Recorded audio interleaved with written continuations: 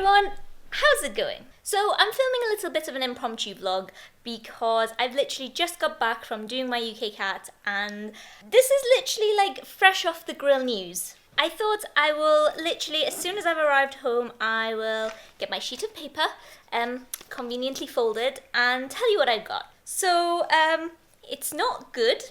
It's definitely not good, but if I've noticed anything from watching lots of UKCAT videos is that most people who share their results have done very well, and I made myself the promise that no matter what grades I got, no matter how, I guess, not quite so proud I was of them, that I was going to share them with you anyway because I think it's important. Now, I don't know how I'm going to do this because I'm holding the camera with one hand, but let me just show you what I've got.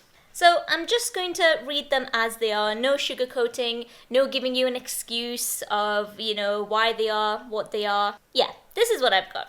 Verbal reasoning, 540, decision making, 590, quantitative reasoning, 620, abstract reasoning, 570, and a band 2 for situational judgment. Now, you might be wondering why I am surprisingly perky to be sharing this, not so amazing outcome with you. But I think one of the main reasons is that a few days ago, a day or so ago, something like that, I did a mock exam on the official UKCAT website, and before that I had been using, Medify and Kaplan and things like that. And my grades were, they weren't really high, but they were like average, they were quite good. But then I did this UKCAT exam and I got really low. I think I got something like 540 and the official mocks, and I had a complete freak out. I started messaging all my friends, calling my parents, being I'm gonna fail this, and I was really not in a good place. But through having that little breakdown, I had a number of revelations, and I feel like I learned a number of life lessons. And I don't know if I'm just saying that because I'm a glass half full kind of person, but I feel like in a way the lessons that I've acquired are far more important than the scores I got on my UKCAT. So I guess to share what those lessons are with you, I think one of the most important things I learned is just how much love and support I have around me. I think on the day where I had that massive panic, I spent a good hour talking to both of my parents who, consoled me and told me it's okay and told me that, getting low scores on this test doesn't mean not getting into medicine because I have my other options. Jack came round with flowers, and it was so kind of him because he always does this. He always gets me sunflowers when I'm feeling down.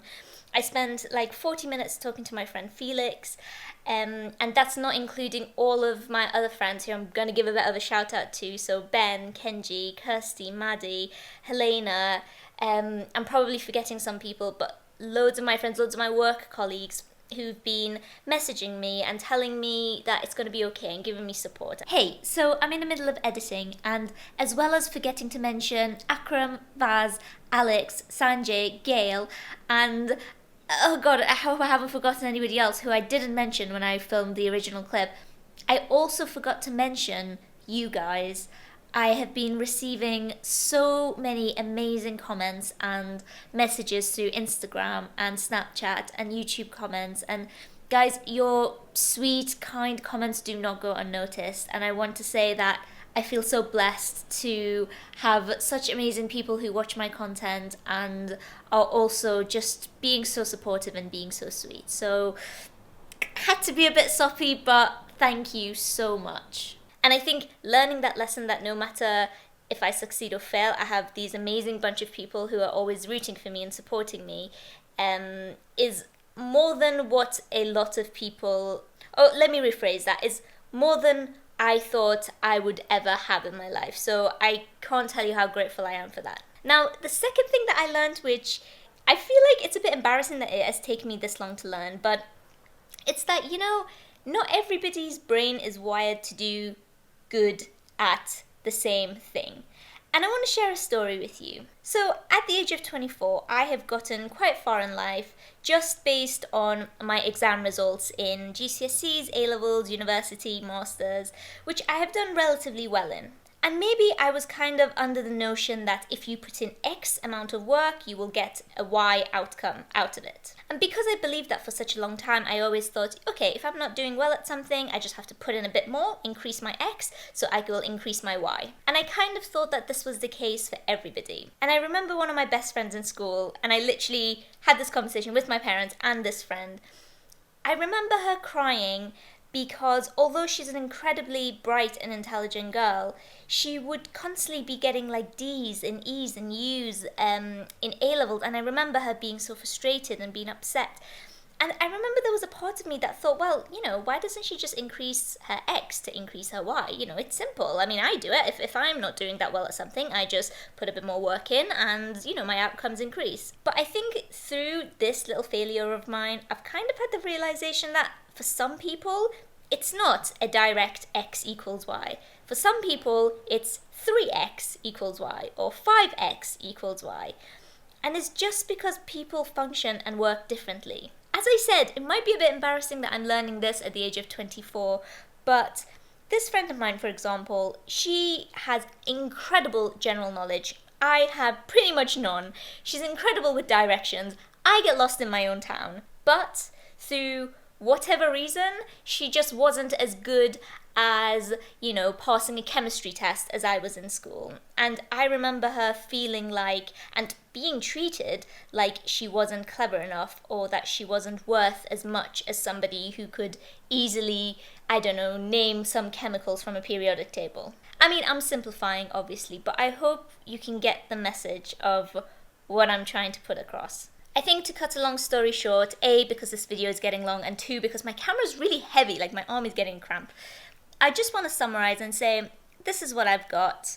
I'm going to redirect my route towards medicine. Obviously, I'm not giving up. There are other options I can apply to, and those options are actually my top choices anyway, so I'm not too worried. But yes, this is what I got. I didn't do amazingly, and I want to share this with any of you guys who are going to come out of the UKCAT exam feeling disheartened. And I want you to know that this doesn't mean the end. This simply means a redirection. Now, I myself need to have a sit down and have a bit of a think of what my options are and where I'm going to go and where I'm going to apply. But I just want to let you guys know that if you're in the same position, don't fret. Just sit down and think what you have learned from it, because personally that helps me. And also sit and come up with your next best option. What are your next steps? One of the most reassuring things that I heard my parents say was, this might mean waiting another year. And I know it might not be what you guys want to hear, and it certainly isn't what I want to hear, and it's certainly not what I want to do. But I think one of the most reassuring things my mum told me is, look, if you want it bad enough, you will keep trying and you will wait another year and you will get better the next year.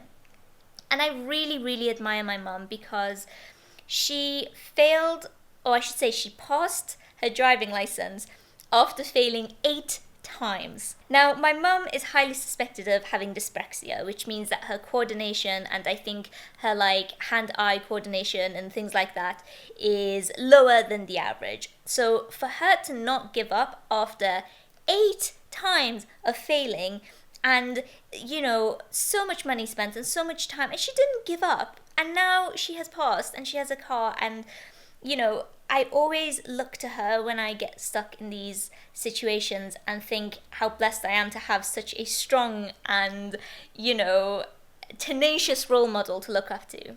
And if you guys want it bad enough, if you guys are willing to be that diligent and, be patient and don't let one little setback throw you off, then I'm sure you're all going to go on to do amazing things. Alright, so I feel like I got everything off my chest that I wanted to get off my chest, and very conveniently, I feel like a part of me suspected that I wasn't going to do that well in the UKCAT, so I booked a hair appointment just after my exam, because I thought, even if I don't do well, it's fine, because I need to go get this lion's mane looked at and, made to look all nice. So that's something that I'm going to use as my highlight for today, and yeah.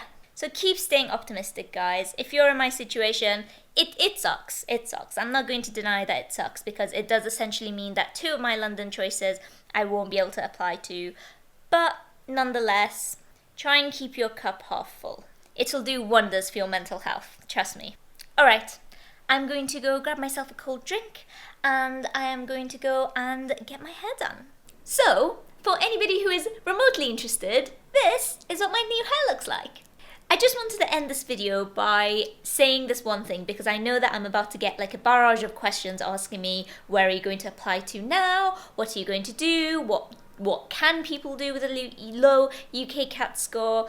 And I'm just adding this little segment in to let you know that I will make a full video talking about it. So bear with me, because it's one of those like FAQs, frequently asked questions, that I know I'm going to get. Keep posted for that, and as I said, I hope you're all having a wonderful day. I know I certainly am, despite the bad UKCAT scores, because, you know. I just really like my hair, okay? Just ignore this bit if you aren't as enthusiastic. Alright, have a wonderful day, and I will see you in the next video.